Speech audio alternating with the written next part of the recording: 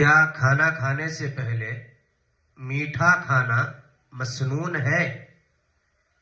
مسلمانوں کی ایک بہت بڑی تعداد کھانا کھانے سے پہلے میٹھا کھانے کو سنت گردانتی ہے۔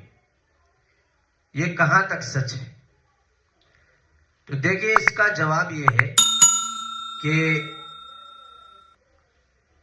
کھانا نمکین چیز سے شروع کرنا اور نمکین چیز پر ہی ختم کرنا حضرات فقہا نے اس کو مسنون کہا ہے، یہ سنت ہے۔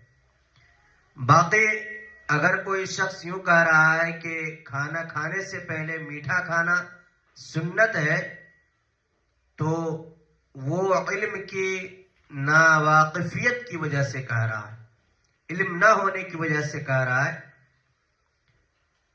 کسی بھی احادیث میں اور کسی بھی احادیث سے یہ بات ثابت نہیں ہے کہ کھانا کھانے سے پہلے میٹھا کھانا سنت ہے، لہذا اگر کوئی شخص ویسے ہی کھا لیتا ہے تو کوئی حرج نہیں۔ باقی اگر یہ سمجھ کر کے کھا رہا ہے کہ یہ سنت ہے، اس میں ثواب ملے گا، تو یہ اچھی چیز نہیں ہے، اس سے بچنا چاہیے۔